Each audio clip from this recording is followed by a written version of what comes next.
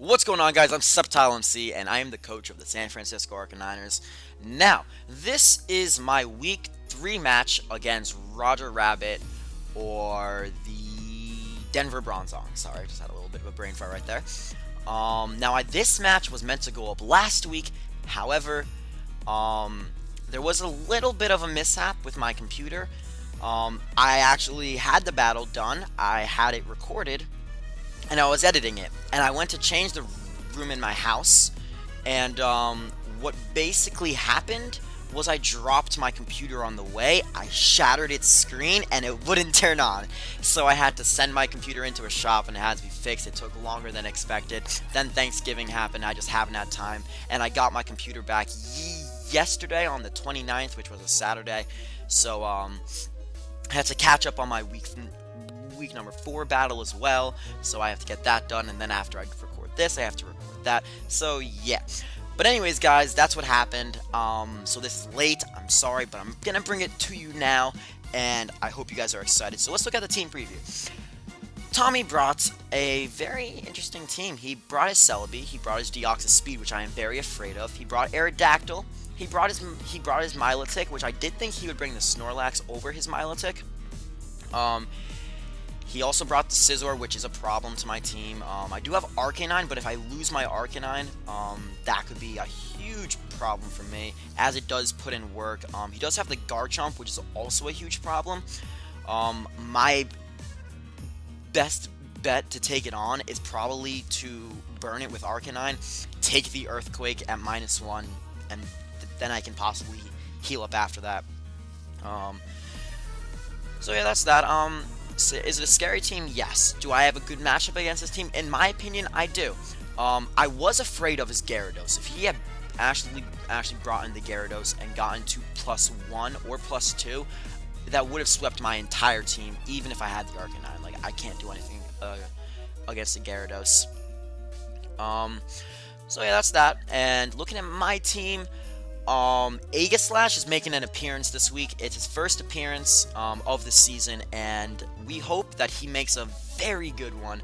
I am using a banded Aegislash because I want to OHKO. I want to do a lot of damage to Celebi. I want to do a lot of damage to Deoxys.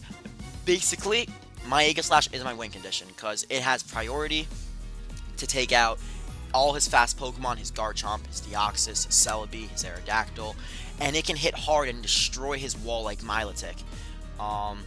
You guys can clearly see I have 4 Pokemon with possible priority on this team, and all of them actually do have priority. That Deoxys Speed is going to be a huge problem to me. Zoroark actually has a Sticky Barb on it, because I wanted to trick it to a Snorlax. But he does have the Milotic instead, which will work just as well if I can get that to it. And another big threat to me is the Aerodactyl, just because it has the Stab Stone Edge, and that will be doing a lot to my Arcanine and to my Manaphy as well, which is more of a defensive Manaphy, only because of the Gyarados. I decided to run Bulk and HP Electric, because I did that. Breloom is Choice Scarfed with Mach Punch because he has a Weavile. He didn't actually bring it, but he has it. So I want to out prioritize him with Mach Punch. But that's pretty much it for the team preview, guys. Let's get right on into this fucking battle. So let's see. Tommy is issuing a challenge. Okay. So I'm going to lead off with my Arcanine, predicting him to lead off with a Lead Rocks Garchomp. Now, that works out great for me. Now, at this point, I'm like, I can take an Earthquake. I know that for a fact. I can take it. I can burn him. That's my goal. His Garchomp is special with the Life Orb and Earth Power, and I barely survive. And then I go for Willow. I'm like, please, just let me get a burn it. But I miss the Will-O-Wisp. And at that point, I'm just like, oh my god. I've lost my Arcanine already. This is terrible. Here I decided to out into my Manaphy in case he wanted to go for a Fire Blast, predicting my Breloom, expecting the Earth Power. Manaphy actually takes that really well, and I know that he knows that I can take another one very easily and that I can take him out with an Ice Beam. So I think right here I'm going to pull a double switch, actually, as he ends up going into his Milotic, I'm going to pull a double switch into my Zoroark. And I forgot that the Sticky Barb actually... I completely forgot that the Sticky Barb worked on the turn I sent it in, and that's my own fault. Now here I was hoping he didn't see it, and I guess he either didn't see it or he just thought nothing of it at first, and I trick him and it worked. My plan worked, that's all I know. I crippled the Milotic now. He loses 12% of his health every single turn.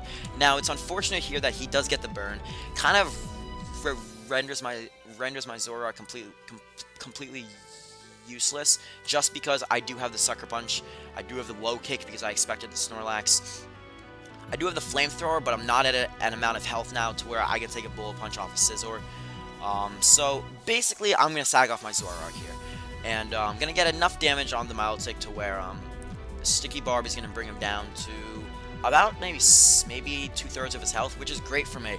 And if he wants to recover, he'll be losing health anyway, so it's not like I am in a bad situation, I'm not gonna lie. It is currently 5-6, and then one of my Pokemon is on like 10% of its health. Now here, I know he doesn't want to take a Bullet Seed. I know he has a Celebi, and the Celebi can easily counter my Breloom. Now I did have the Fury Cutter planned for my Breloom, but you can't. It's not compatible with Technician, and that sucks. Now here, I decide to just go for the Shadow Claw because I am banded and it will do a lot of damage. I actually score a critical hit on the Scizor, and it does a lot of damage. It barely survives that. He actually reveals that he has the leftovers, which is actually pretty good for me, because a banded one is a scary one. And here, I was afraid of the knockoff, so I went into my Arcanine as a death fodder. But Arcanine, surprisingly enough, is able to actually take the U-turn and survive. And Arcanine's one job after taking all that damage was to be a death fodder, so I could get the switch initiative. But it didn't turn out that way, because he ended up surviving, which I was completely surprised by. Now here, he ends up going into Aerodactyl. And I decided at this point, let me just get some damage off on this thing. I know he can take me out with any move he wants to go for. Let me just go for Extreme Speed and get off, 10 to 15% of damage off. And that can help me out in the end game. Take him out with the Bullet Seed or something like that. So that's where this little bit of logic came in to sack off my Arcanine. Now, right now it's 6-4. I'm not looking too hot. Now, in the previous two matches, I went 5-0 in both of them. And already in this one, we're down 6-4, and our mascot just went down. But now I'm gonna go into Manaphy. I know I can take a Stone Edge. I have a lot of bulk in this Manaphy, and I sort of misplay here. I went for the Hidden Power Electric. I don't know why that was a bad plan on my part. I should have just gone right for the Scald. But now he knows I have HP Electric, and I know off the range he's at, an Ice Beam will take him out. So I am just gonna go for it, expecting either the Celebi to come in or him to just completely sack this off. And we are able to kill the Aerodactyl here, and now it is 5-4. And if I get up Rocks, I don't think I have Rocks on this team, actually. If I had Rocks, I would have the Scizor in checkmate. I would have the Milotic basically in checkmate. But he ends up going into the Celebi, and what this tells me is that he has a lot of speed on the Celebi. And it turns out he does have a lot of speed, because he is in fact a Nasty Plot set. And he predicts my switch, goes for the Nasty Plot, and at this point, I'm just like, holy shit, that's not good. I decided at this point that this fucking Celebi was too much of a threat. I had to Mega Evolve. I knew my Mega Gardevoir could not OHKO it using Hyper Voice. But I knew that I had to get off a lot of damage on this thing. It's going to do a lot. It does about 75% to it. Now here, I knew an Earth Power at the range I'm at was going to take me out, and I knew the switch to Aegislash was too obvious, so I decided to play it safe, to sack my Gardevoir, because if I lost my Aegislash right then and there, the game was over. Aegislash is my win condition, 100%. Now, right here, he ends up actually, I end up going into my Aegislash. I am just going to play it safe. I'm going to fire for Shadow Sneak. This fucking Celebi, too much of a threat.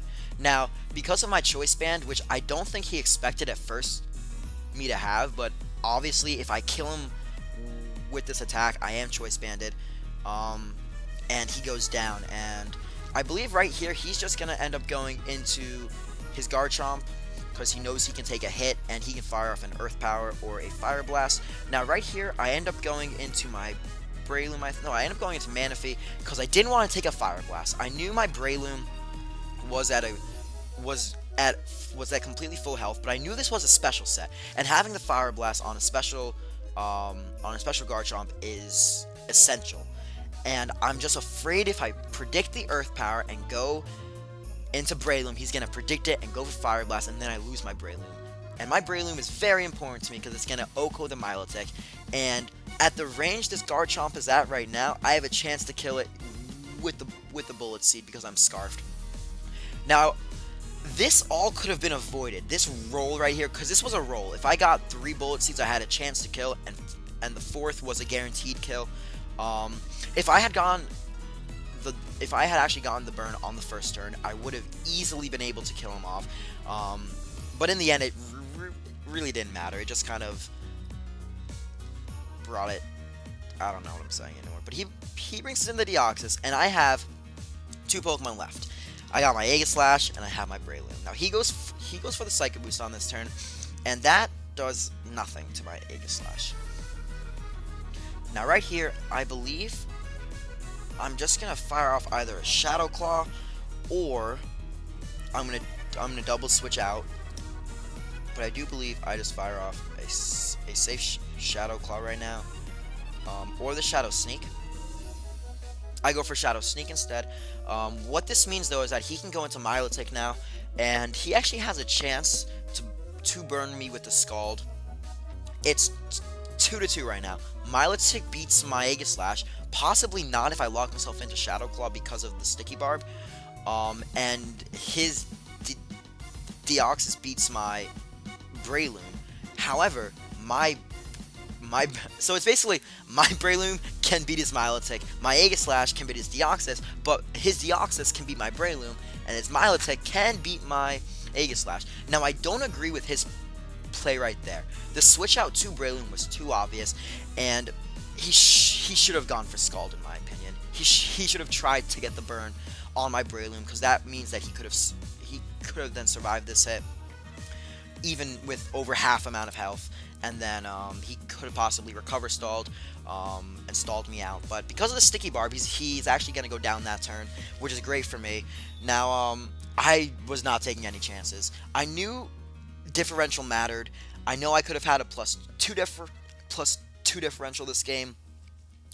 But I was actually kind of afraid that he would go for knockoff, predicting my switch to Aegislash. I don't know what I was afraid of, but I was afraid of something. And I'm going to fire off a Bullet Seed right here. He goes for Meteor Mash, and I hit only 2 times, and then I decide, you know what, let's play safe, sack off the Breloom. I don't know if this thing gets any move that can kill my Aegislash off the range it's at, but I'm not trying to take any chances. So I'm going to sack off the Breloom, bring in Aegislash, and go for a priority Shadow Sneak, and we're going to win the Baby Bowl 1-0, which, that was a fantastic game, Roger. Tommy, that was a close 1-0, and that was the closest game I've actually had in the GBA so far. But we are keeping our win streak alive. We are now one of 2 teams in the GBA with an undefeated win streak. 3-0